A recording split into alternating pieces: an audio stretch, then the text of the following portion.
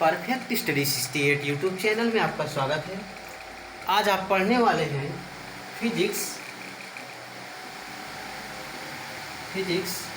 Class 12 और chapter आपका है वैद्युत विभव। चैप्टर आपका यही चल रहा है और ये चैप्टर 3 है। वैद्युत विभव आपका चैप्टर 3 है और तीसरे चैप्टर में आज हम आपको बताने वाले हैं समविभव पृष्ठ।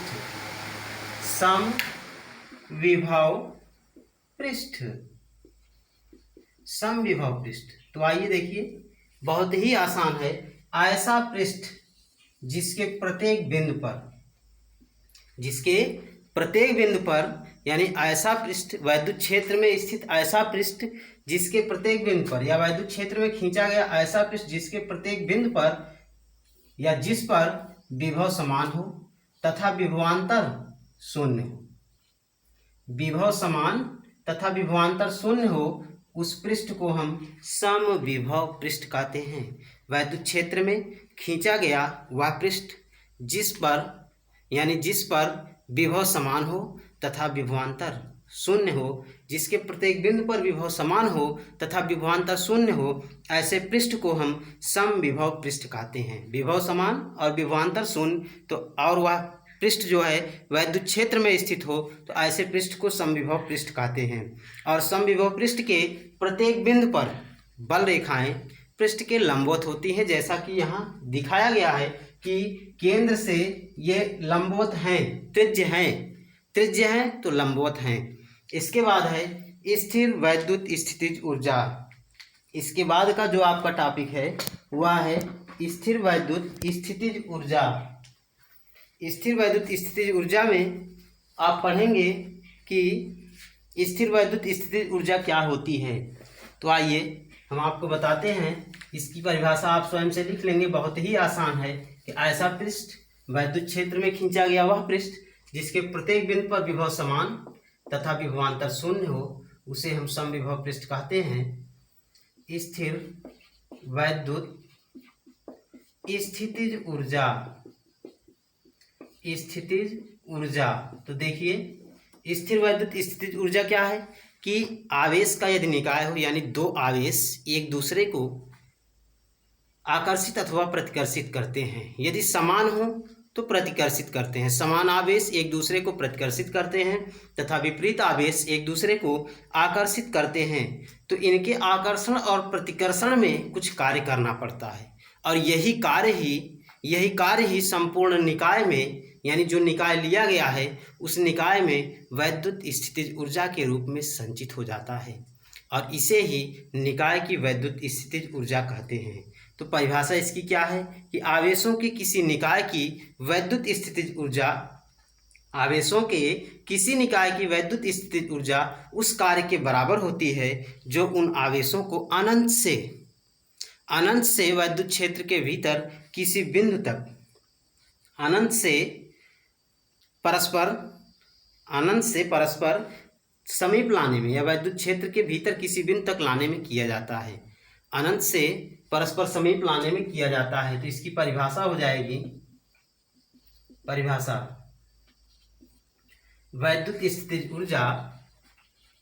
वैद्युत स्थितिज ऊर्जा उस कार्य के बराबर होती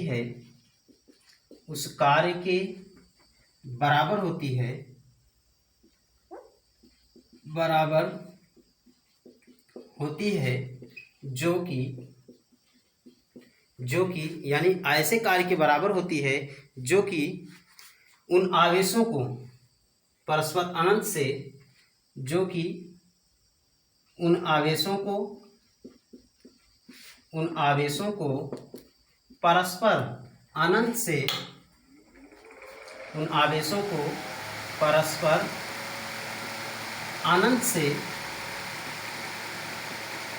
से समीप लाने में किया जाता है। यानी आपने जाना कि स्थिर वैद्युत स्थितिज ऊर्जा जो स्थिर होती है, स्थिर वैद्युत स्थितिज ऊर्जा यह जो है ऐसे कार्य के बराबर होती है कि जब आवेशों के निकाय को अनंत से समीप लाने में किया जाता है। तो देखिए यहाँ पे जो है स्थिर वैद्युत स्थितिज ऊर्जा यह जो है अनंत से लाई जा रही है। तो जब यह आवेश दोनों परस्पर धनात्मक होते हैं तो उस समय वैद्युत स्थितिज ऊर्जा का मान, स्थिर वैद्युत स्थितिज ऊर्जा का मान बढ़ता है यदि आवेशों को परस्पर निकट लाया जाता है। और यदि दूर ले जाया जाता है समान आवेश यानी धनात्मक समान आवेश को यदि दूर ले जाया जाता है तो स्थिर वैद्युत स्थितिज ऊर्जा का मान घटता है। तो आइए इसके सूत्र को प्राप्त करते हैं। सूत्र प्राप्त करने के लिए हम +Q1 और +Q2 दो आवेश, इनके बीच की दूरी स्मॉल r है, यानी अनंत से इसको इस स्मॉल r यानी Q2 को अनंत से B बिंदु तक लाया गया है, परस्पर समीप लाया गया, स्मॉल r दूरी तक लाया गया है। तो इसके द्वारा इसमें कुल कितनी वैद्युत स्थितिज ऊर्जा होगी? तो स्थितिज ऊर्जा यह कार्य के बराबर होगी यानी W होगी। तो पहले हम W का मान निकालेंगे और W का मान निकालने के लिए आवेश गुणे विभव V इंटू Q0 ये W का मान होता है। तो पहले हम V का मान निकालेंगे। तो इस स्थिति में V बराबर होगा, V बराबर 1/4 पाई एप्सिलॉन 0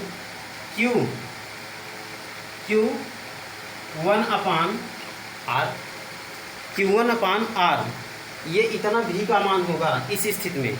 यानी V का मान आपने प्राप्त किया कि 1/4 पाई एप्सिलॉन 0 Q1/R ये V का मान होगा। अब इसके बाद आप निकालेंगे कि कार्य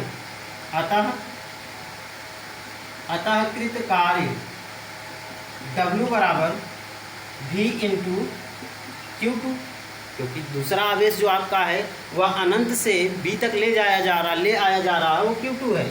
तो यहाँ से हो जाएगा 1/4 पाई एप्सिलॉन 0 Q1 Q2 बटे R, ये W का मान हो गया।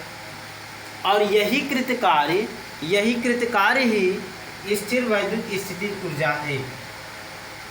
यही कृत कार्य ही स्थिर वैद्युत स्थितिज ऊर्जा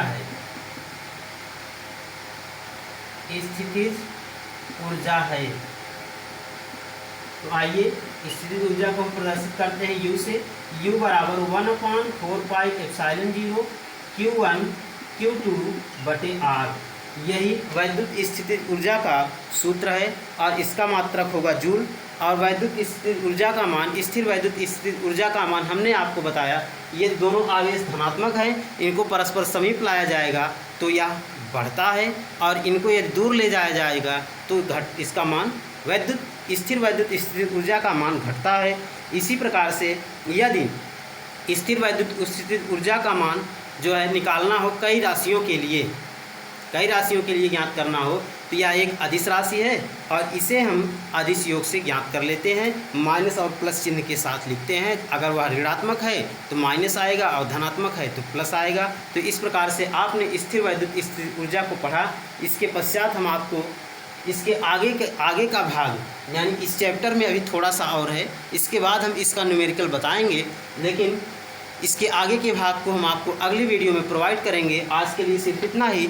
हमारे परफेक्ट स्टडी 68 चैनल की प्रत्येक दिन की वीडियोस को पाने के लिए हमारे चैनल परफेक्ट स्टडी 68 को सब्सक्राइब कर बेल आइकन को दबाइए, तभी आपको नोटिफिकेशन मिल पाएगा कि हम कौन कौन सी वीडियोस प्रत्येक दिन अपलोड कर रहे हैं।